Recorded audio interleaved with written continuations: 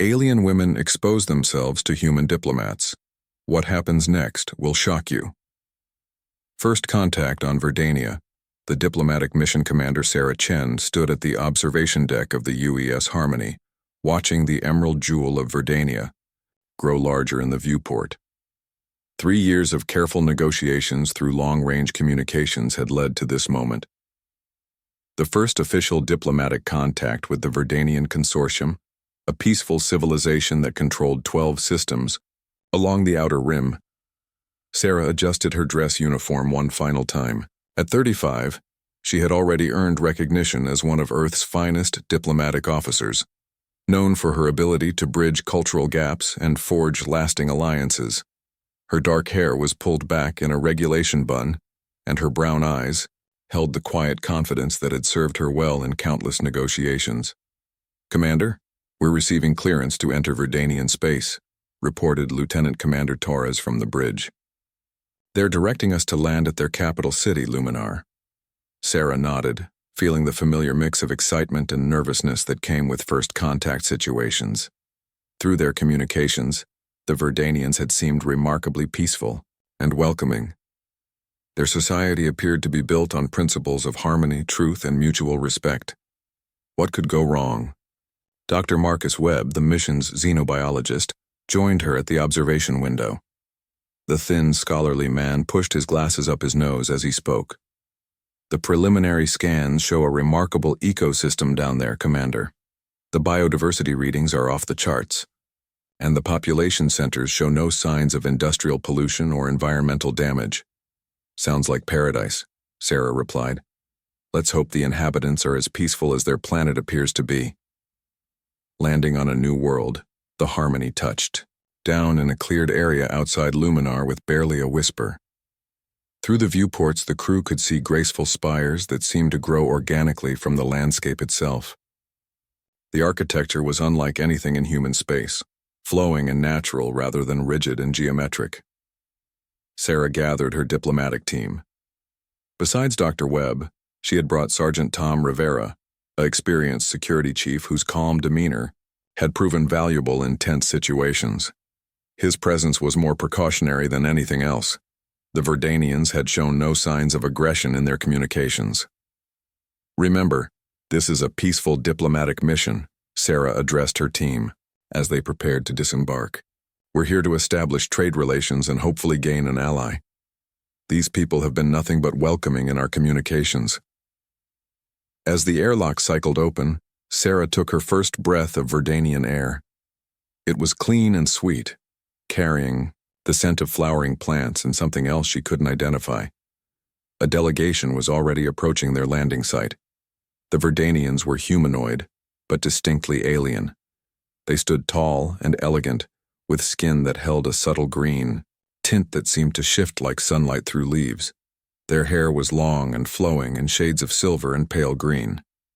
Most striking were their eyes, which seemed to hold depths of wisdom and compassion.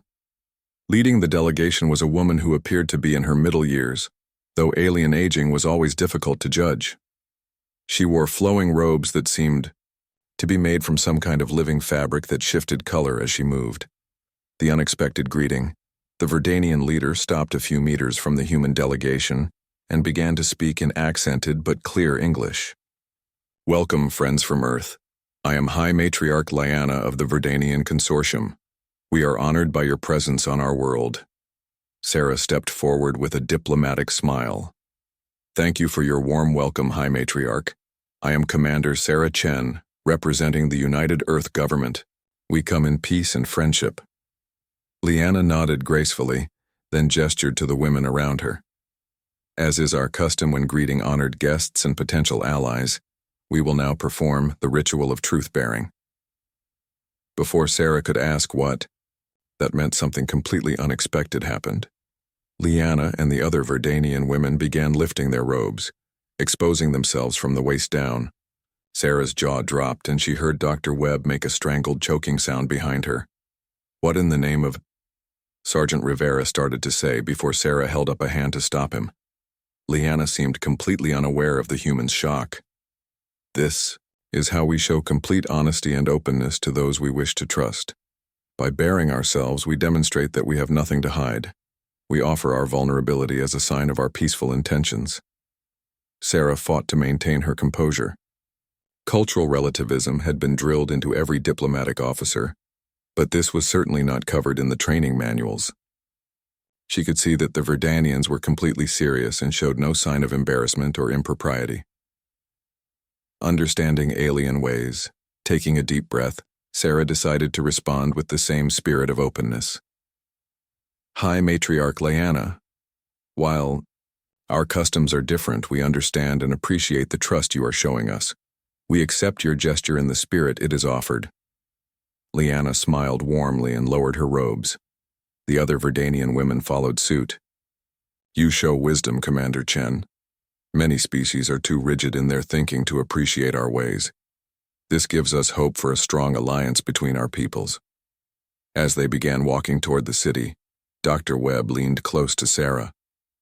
Commander, the biological scans are showing some interesting readings. The Verdanians seem to have enhanced neural activity in areas associated with empathy and emotional processing. Are you saying they're telepathic? Sarah asked quietly. Not exactly telepathic, but they might be able to sense emotional states or detect deception. That ritual might have been more than just symbolic. The revelation made sense. If the Verdanians could sense lies or hostile intentions, then their custom of complete openness would serve as both a gesture of trust and a test of the visitor's true nature. The City of Wonders Luminar was unlike any city Sarah had ever seen. The buildings seemed to grow from the earth itself, their walls covered in living vines that bore luminescent flowers. Waterways flowed between the structures, creating a network of gentle streams that filled the air with the sound of flowing water. The Verdanian people they passed were all remarkably beautiful, with that same serene quality Sarah had noticed in Lyanna. Men and women both wore flowing garments that seemed to respond to their movements and emotions, shifting color and pattern in subtle ways. Their clothing appears to be semi-living, Dr. Webb observed, making notes on his scanner. Some kind of symbiotic organism that responds to biochemical changes in the wearer. Lyanna led them to a large structure at the city's center. It was clearly a governmental building, but it looked more like a natural amphitheater that had been carved from a hillside. Inside, other Verdanian officials waited to greet them. Before we begin formal discussions, Lyanna said, there is something you must understand about our people. We are what you might call empathic. We can sense the emotional truth behind words. This is why our greeting ritual is so important. It establishes a foundation of honesty. Sarah nodded thoughtfully. That explains a great deal. Your society must have very little crime or deception. Crime is virtually unknown among us, confirmed an elderly Verdanian woman who was introduced as Elder Zara. When lies cannot be hidden, truth becomes the foundation of all relationships. The growing threat as the day progressed, Sarah found herself genuinely impressed by Verdanian society. They had achieved something remarkable, a civilization built on complete honesty and mutual trust. Their technology was different from human tech, based more on biological and empathic systems than mechanical ones, but it was clearly advanced. During the evening meal, which consisted of fruits and vegetables that were unlike anything on Earth but surprisingly delicious, Lyanna's expression grew serious. Commander Chen, there is something we must discuss. The reason we reached out to your people was not merely for trade or cultural exchange. We face a growing threat from the Zephyr Empire. Sarah set down her cup. The Zephyr Empire was known to Earth's intelligence services as an aggressive expansionist power that had been consuming smaller civilizations along the rim. We're aware of them. They've been causing problems throughout this sector. 3 months ago, they sent demands for our surrender, Elder Zara explained. They claim our systems fall within their sphere of influence. We are a peaceful people, Commander. We have no armies, no weapons of war. Our defenses are limited to automated systems inherited from an ancient time. Dr. Webb looked up from his scanner. Commander, if I'm reading these energy signatures correctly, those limited defenses might be more significant than they appear. Lyanna exchanged glances with Elder Zara. There are aspects of our heritage that we have not spoken of. Our ancestors were not always as peaceful as we are today. Long ago, they were warriors who protected this entire sector from chaos and darkness. What happened to change that? Sarah asked. A great war ended with a decision to abandon the warrior ways, Zara explained. For 1,000 years, we have lived in peace. But the Zephyr Empire may force us to remember what we once were. An alliance proposed. As the evening continued, Sarah began to understand the true purpose of their invitation to Verdania. The Verdanians needed allies, and they had identified Earth as a species with both the technology and the will to stand against aggression. What exactly are you proposing? Sarah asked during a private moment with Liana. The High Matriarch was quiet for a long moment, her eyes seeming to look far into the distance. Our ancestors forged an alliance once before, Commander, with a young species that showed great promise, a species called human. Sarah felt a chill run down her spine. What are you saying? I am saying that this is not truly first contact, Liana replied softly. Your people and mine were allies once, long ago, but the memory was lost when your world entered what you call the Dark Ages. We have been waiting for you to return to the stars. The implications hit Sarah like a physical blow. Could it be possible that humans and Verdanians had been allies in ancient times? It would explain some of the technological leaps in human history, the sudden advances that had seemed to come from nowhere. The Zephyr Empire will attack within days, Liana continued. We can sense their approach through the psychic disturbances they create. If you truly wish to honor the ancient alliance, now is the time to prove it. Decisions and preparations. Sarah contacted the Harmony immediately. Within hours, she was in communication with Earth Command, explaining the situation and requesting authorization to provide military assistance to the Verdanians. The response came back within 6 hours. Earth was prepared to honor any historical alliance and would stand with the Verdanians against Zephyr aggression. Additional ships were already en route. But Sarah knew they couldn't wait for reinforcements.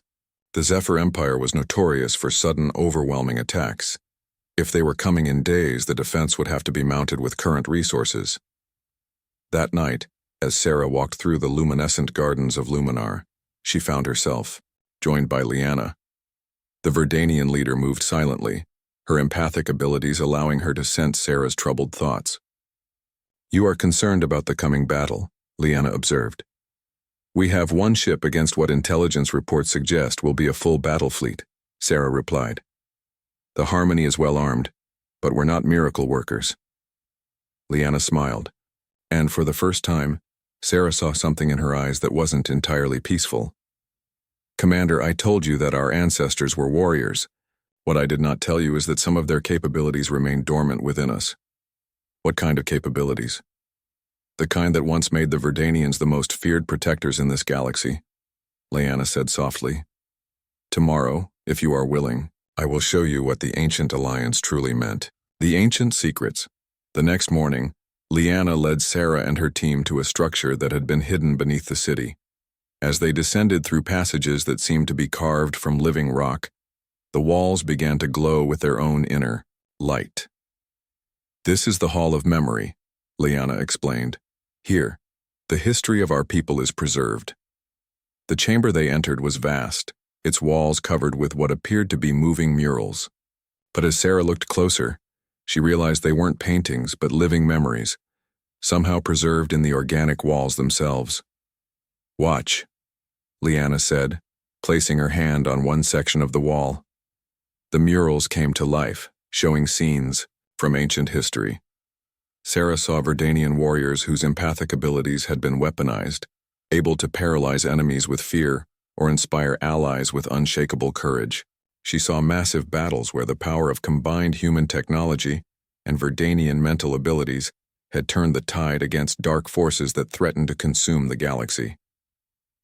The ancient humans called us the Honor Keepers, Liana explained. We kept the peace through strength, protected the innocent through power, but the cost was enormous. The warrior path changed us, made us harder, less compassionate. Dr. Webb was scanning the walls frantically. Commander, these readings are incredible. The Verdanians weren't just warriors, they were psychic warriors. Their empathic abilities could be focused and amplified to affect large groups. Elder Zara joined them in the chamber. After the last great war, we swore never to walk that path again. But perhaps the time has come to remember who we once were, for the sake of who we wish to remain. The choice.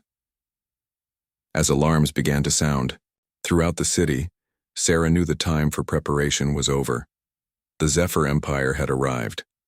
Standing in the Hall of Memory, surrounded by the echoes of ancient alliances and forgotten wars, Sarah faced a choice that would define not just her mission but the future of two civilizations.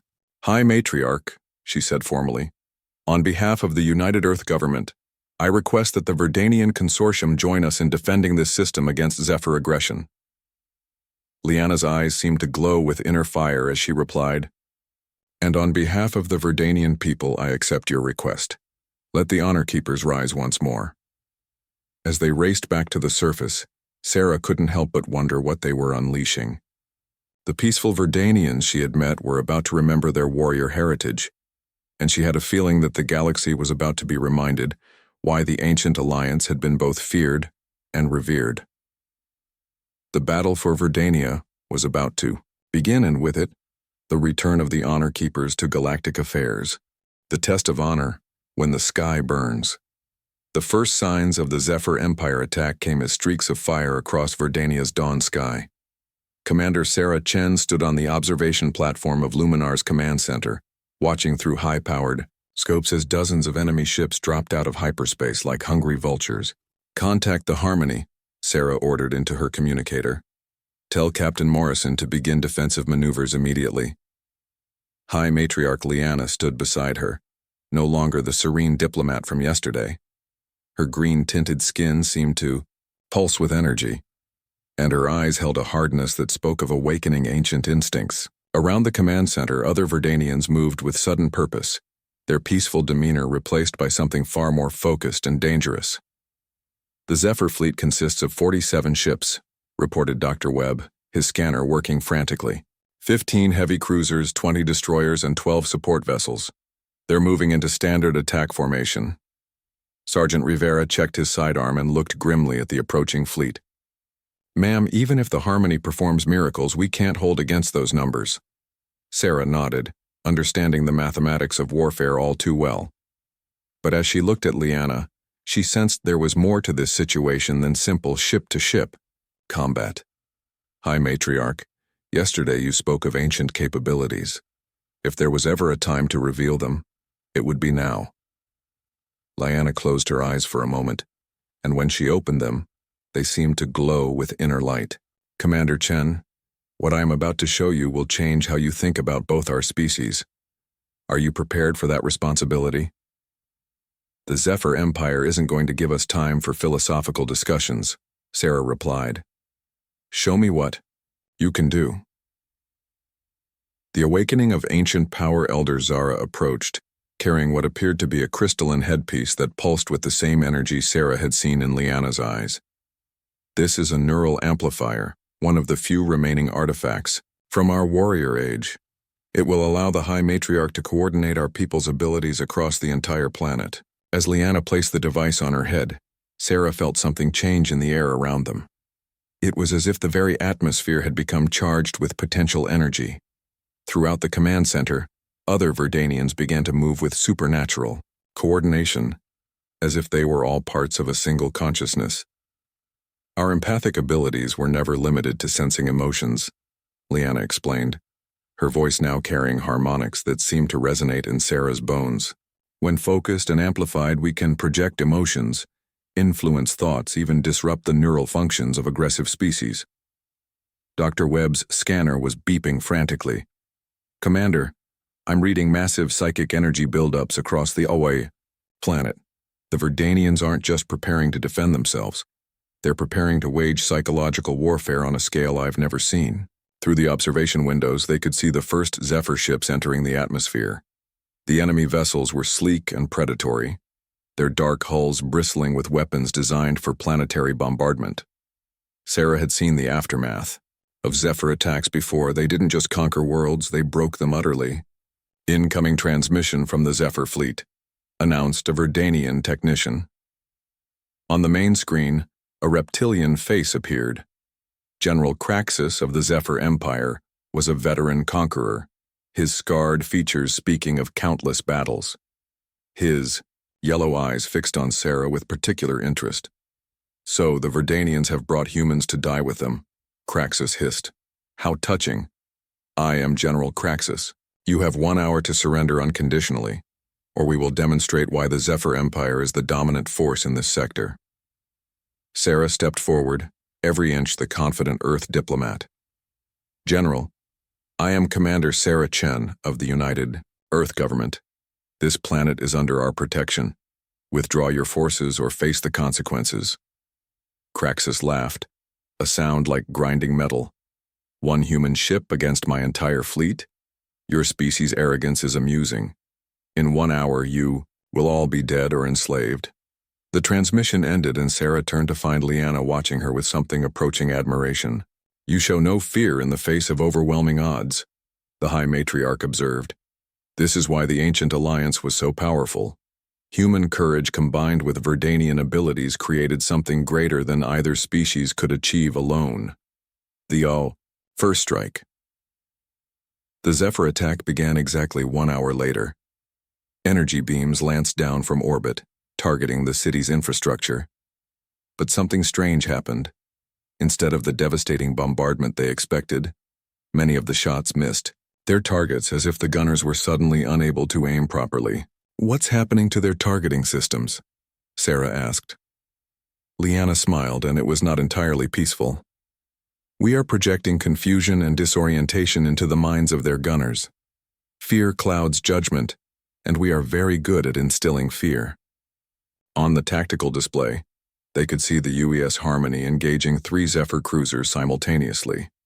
Captain Morrison was a skilled tactician, but even he couldn't fight those odds indefinitely. "We need to do more than just confuse their gunners," Sarah said. "Is there a way to use your abilities offensively?" Elder Zara stepped forward.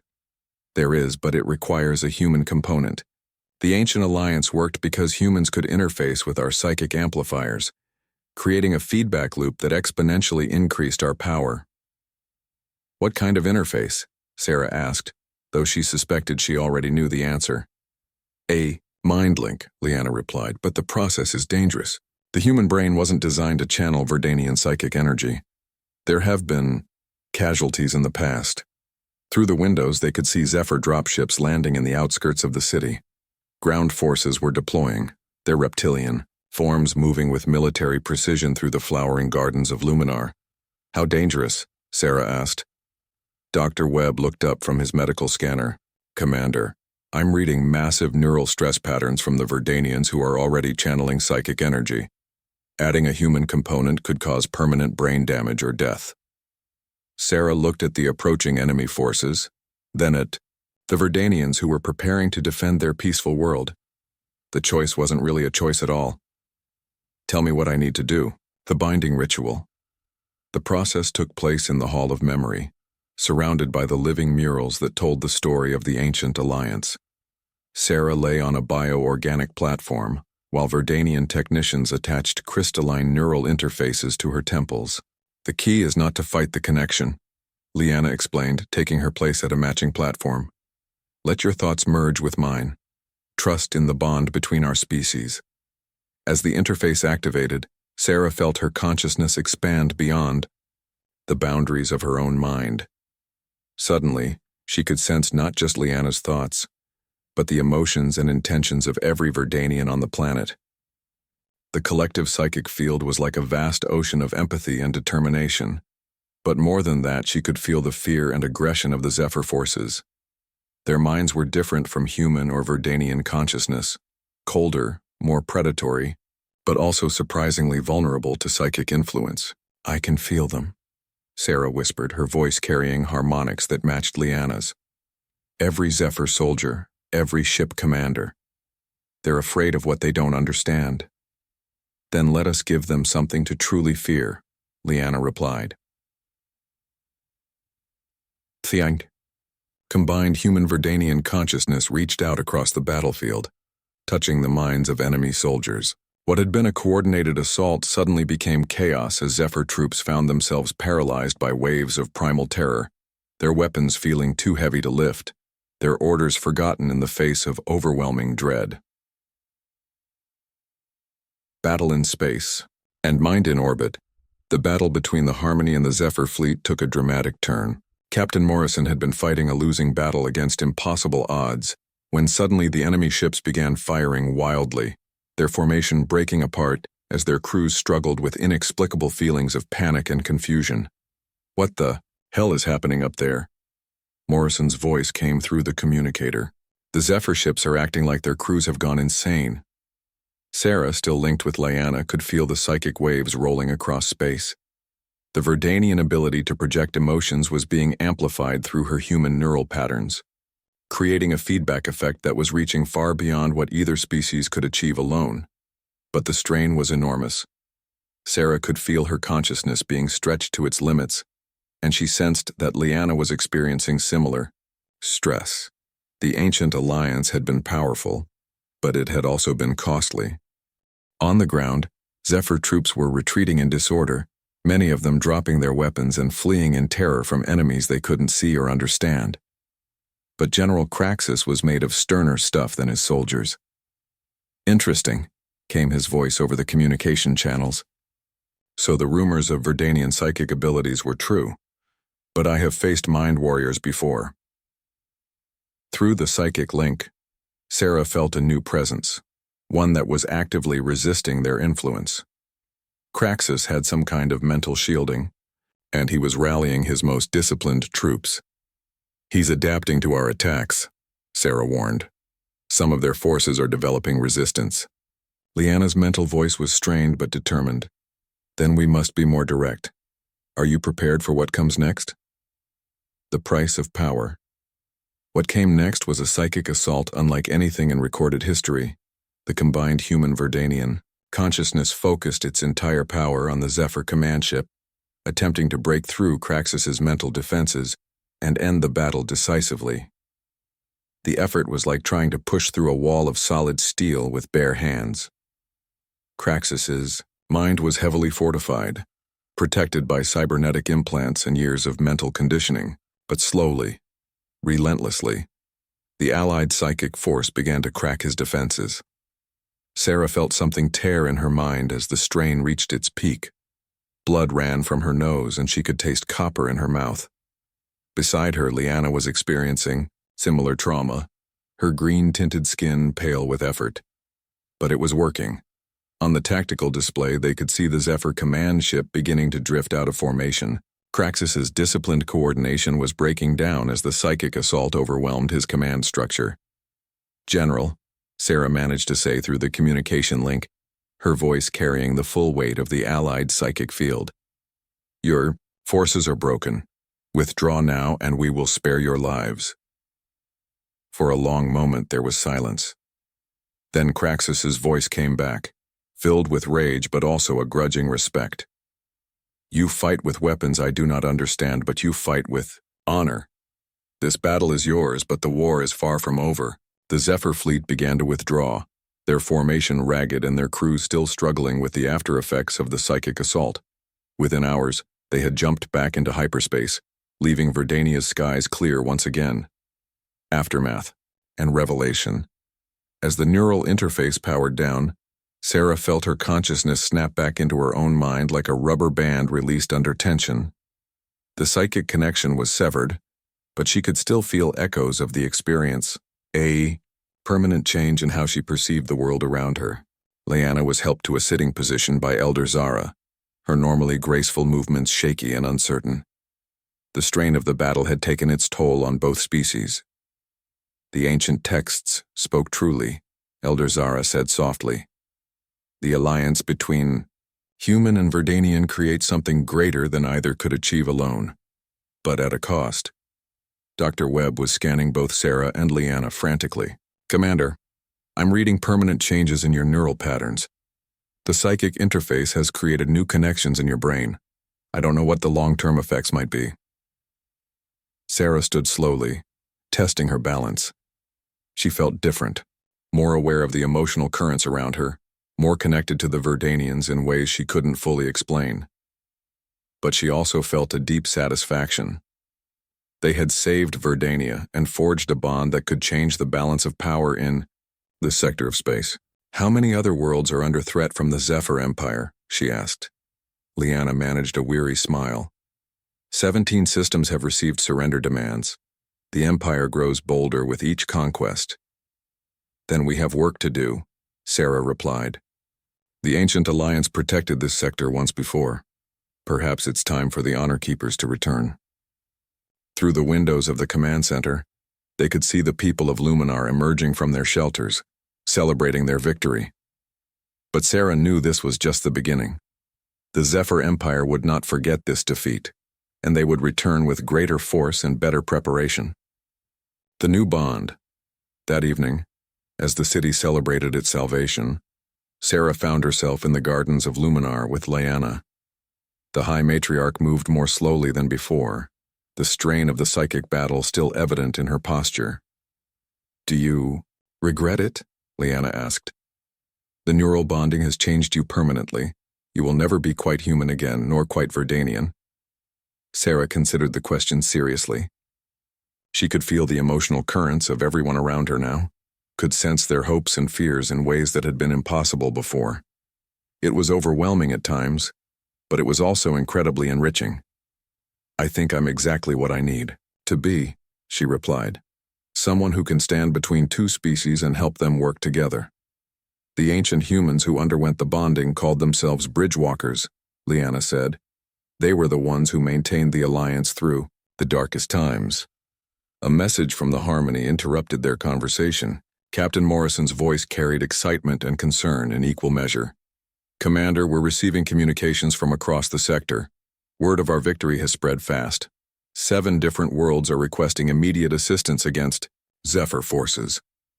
Sarah exchanged glances with Liana. The victory at Verdania had been just the first step. Now they had to prove that the alliance could be sustained, that human technology and Verdanian psychic abilities could protect an entire sector. "How quickly can your people prepare for extended operations?" Sarah asked. Liana's eyes held that same inner fire that had appeared during the battle. "The Honor Keepers slept for 1,000 years, but they did not die. We can have ships ready within days." "Then let's go save a sector," Sarah said, as they walked back toward the command center to begin planning the next phase of their campaign. Sarah couldn't help but marvel at how much had changed in just 2 days. She had come to Verdania as a diplomat seeking a simple trade alliance. She was leaving as something unprecedented, a bridgewalker, bonded to an alien species in ways that transcended normal understanding. The real test of the alliance was just beginning. The United Stand the Gathering. Storm 3 weeks after the Battle of Verdania, Commander Sarah Chen stood on the bridge of the newly commissioned vessel Unity's Voice, the first ship designed specifically for human Verdanian joint operations.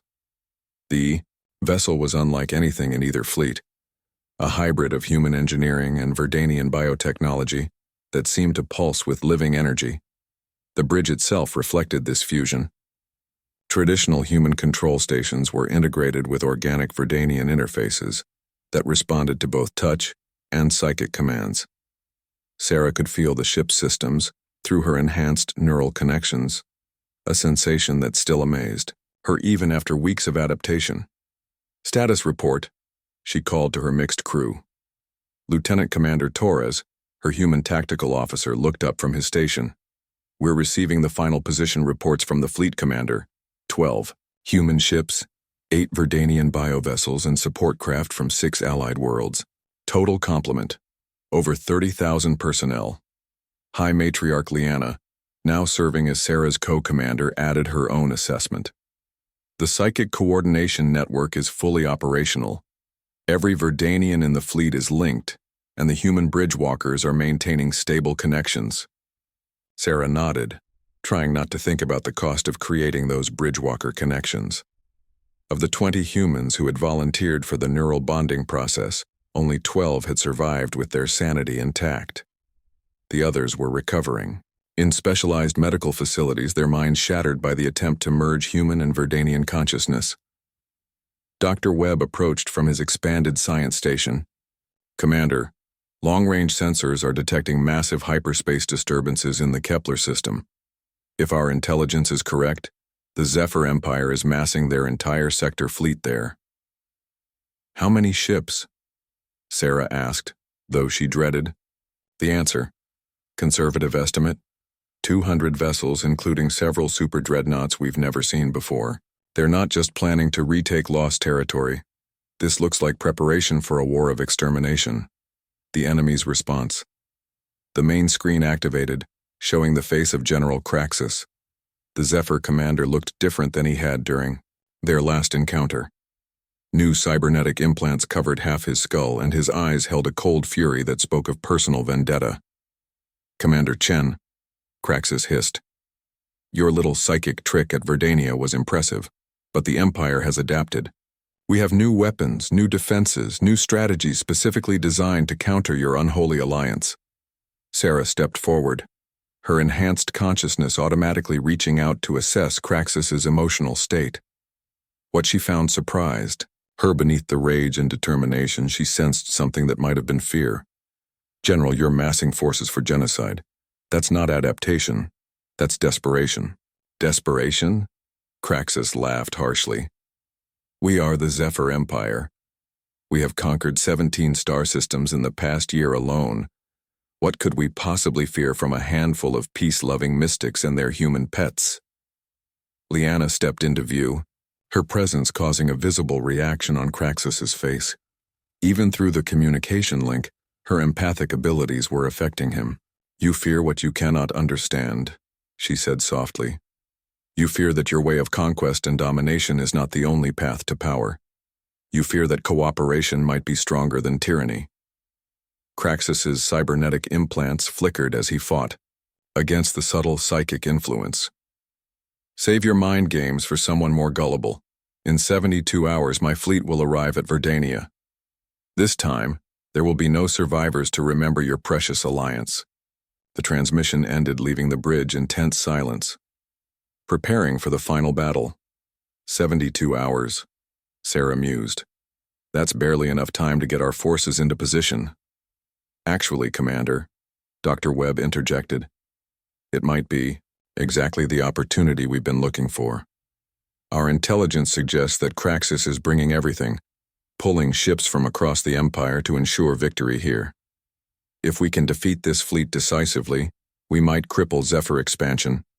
For years, Elder Zara, who had come aboard as the fleet's spiritual advisor, spoke from her position near the organic command interfaces. The ancient texts speak of such moments, times when the fate of entire civilizations hangs on a single battle. The Honor Keepers faced such a moment once before.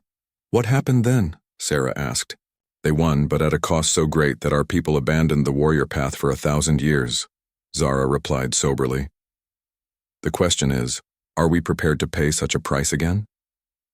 Sarah looked around the bridge at the faces of her crew, human and Verdanian, working together with a coordination that would have been impossible just weeks earlier. These people had volunteered to risk everything for an ideal. That different species could stand together against tyranny. We'll pay whatever price we have to, she said firmly. But let's make sure the Empire pays an even higher one. The battle begins. The Zephyr fleet arrived precisely on schedule, dropping out of hyperspace in perfect formation. Sarah watched from the Bridge of Unity's voice as 200 enemy vessels spread across Verdania's orbital space, like a metallic plague. The Empire had indeed adapted to face psychic warfare. Each ship was accompanied by smaller vessels that Sarah's sensors identified as psi-dampening platforms designed to interfere with Verdanian mental abilities. More concerning were the massive dreadnoughts at the fleet's center, their hulls bristling with weapons that seemed designed for planetary destruction. They're not planning to conquer Verdania this time, Torres observed grimly. They're planning to sterilize it. Battle stations, Sarah ordered. All ships implement strategy Delta 7. What followed was unlike any space battle in recorded history. The Allied fleet moved with supernatural coordination, human tactical precision, guided by Verdanian empathic awareness. Ships anticipated each other's needs, coordinated their fire with impossible accuracy, and responded to threats before they fully materialized. But the Zephyr Empire had not been idle in the weeks since their defeat. Their side-dampening fields created dead zones where Verdanian abilities were suppressed, forcing the Allied ships to rely purely on conventional tactics in those areas. The battle quickly devolved into a complex, three-dimensional chess match, with both sides adapting and counter-adapting their strategies in real time. Sarah's sacrifice, as the battle raged around Verdania, Sarah made a decision that would change everything. Through her neural link with Liana, she could sense the strain the psychic coordination was placing on the Verdanian crews. The Sessi-dampening fields were not just blocking their abilities, they were causing physical pain to anyone with enhanced neural connections. "Liana," she said through their mental link, "I have an idea, but you're not going to like it." "Tell me," Liana replied, her mental voice tight with the effort of maintaining the psychic network. "What if we overload their dampening fields, channel everything we have through the Bridgewalker connections and burn out their SI blockers? Sarah, that level of psychic energy would kill every Bridgewalker in the fleet, including you." Sarah looked around the bridge, seeing her crew fighting desperately against impossible odds. Through the viewport, she could see Verdanian bioships being torn apart by Zephyr weapons, their living hulls bleeding luminescent fluid into space. "The ancient honor keepers made a sacrifice to end the last great war," she said aloud, so that the entire bridge could hear. "Maybe it's time for the new honor keepers to do the same." Dr. Webb looked up from his station, his face pale with understanding. "Commander, if you're suggesting what I think you're suggesting, the neural feedback would be catastrophic. You'd be channeling the combined psychic energy of thousands of Verdanians through a human brain structure that wasn't designed for it." "But it would work?" Sarah asked. "Theoretically, yes. The overload would burn out every CSI dampener in the Zephyr fleet and leave their crews vulnerable to direct psychic assault. But the cost is acceptable," Sarah said firmly. She activated the ship-wide communication system. "All hands, this is Commander Chen. What I'm about to attempt will likely result in my death, but it will give us the victory we need. Lieutenant Commander Torres will assume command after the operation." "Commander, no," Torres protested. "There has to be another way." Sarah smiled sadly. "Sometimes there isn't, my friend. Sometimes the only choice is between sacrifice and surrender." The ultimate connection. In the ship's psychic amplification chamber, Sarah lay down on the bioorganic interface while Verdanian technicians made the final preparations. Every Bridgewalker in the fleet was linked into the network, their combined consciousness focused through Sarah's enhanced neural pathways. Liana stood beside her, tears streaming down her green-tinted cheeks. "The bond between us will not break even in death," she said softly. "Your sacrifice will be remembered for as long as our people exist. Make sure they remember why it was necessary," Sarah replied. "Make sure they remember that some things are worth dying for." As the interface activated, Sarah felt her consciousness expand beyond anything she had experienced before. She was no longer just Sarah Chen, human commander. She was the collective will of every person fighting for freedom in this system. She was the hope of species that refused to bow to tyranny. She was the living embodiment of the ancient alliance. The psychic energy building in her mind was like holding a star in her bare hands. She could feel her neural pathways beginning to burn out under the strain. But she held on, focusing every ounce of power at the Zephyr side dampening fields. Victory and loss. The effect was instantaneous and devastating. Across the Zephyr fleet, side dampening platforms exploded in showers of sparks and twisted metal, suddenly exposed to the full power of Verdanian psychic abilities. The Empire crews found themselves overwhelmed by waves of terror, confusion, and despair. Ships drifted out of formation as their crews abandoned their posts. Others fired wildly, at phantom targets their minds conjured from their deepest fears. The mighty Zephyr fleet, which had seemed unstoppable just moments before, began to collapse into chaos. But the victory came at a terrible price. One by one, the Bridgewalker connections burned out, their human minds unable to survive the psychic overload. Sarah felt each loss like a physical blow, but she held on, maintaining the psychic assault until the last Zephyr ship fled into hyperspace. When it was over, when the last enemy vessel had jumped away in panic, Sarah's connection to the network finally broke. Her last sensation was of Liana's mental voice, calling her name across the void. The New Age Sarah awoke 3 days later in a medical facility on Verdania, surrounded by a mixture of human and Verdanian medical equipment. To her amazement, she was not only alive but apparently uninjured. Dr. Webb was at her bedside, his expression a mixture of relief and scientific fascination. "Commander, by all rights, you should be dead. The neural stress you endured was beyond anything we thought survivable." "Then why am I not dead?" Sarah asked, her voice hoarse from disuse. Liana entered the room and Sarah gasped at what she saw. The High Matriarch's appearance had changed subtly but significantly. Her green-tinted skin now held flecks of more human coloring, and her eyes had taken on aspects of human features. "The bond we shared during the battle was deeper than we realized," Liana explained. "When your human consciousness began to burn out, part of my Verdanian essence merged with it to keep you alive. We are now truly one being in two bodies." Sarah sat up slowly, testing her motor functions. She could feel Liana's presence in her mind, not as an intrusion, but as a natural part of her own consciousness. Similarly, she sensed that part of her humanity now resided in the Verdanian leader. "What does this mean for our peoples?" Sarah asked. Elder Zara stepped into view, her aged face bright with wonder. "It means the ancient prophecies have been fulfilled. The texts spoke of a time when human and Verdanian would become truly one, creating a new form of consciousness that could bridge any gap between species. The new alliance." In the weeks that followed, the implications of Sarah and Liana's transformation became clear. Their merged consciousness could communicate with any species, translating not just language but fundamental concepts across the barriers that separated different forms of life. Other humans began volunteering for modified bonding procedures, inspired by Sarah's survival and the incredible coordination abilities it granted. The Verdanians, meanwhile, started developing new biotechnologies that incorporated human engineering principles. The Zephyr Empire, its main fleet shattered and its reputation for invincibility broken, retreated to its core systems. But more importantly, word of the human-Verdanian alliance spread throughout the galaxy, inspiring other peaceful species to stand together against aggression.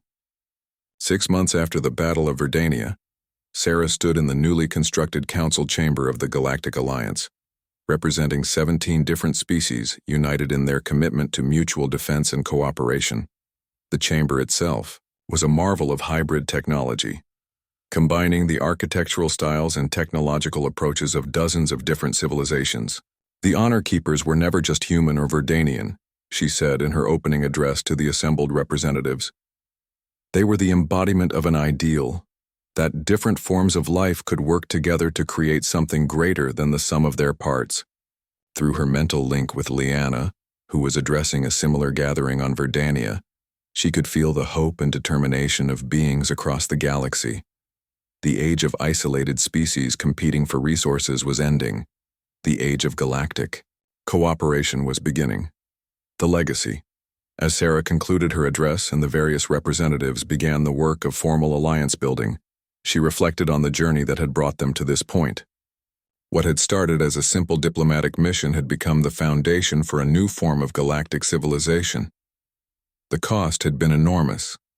Hundreds of beings had died in the battles with the Zephyr Empire, and the transformation process that created the Bridgewalkers would always carry significant risks.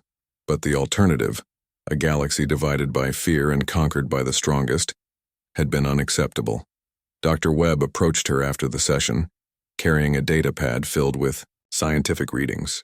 "Commander, the transformation continues to evolve.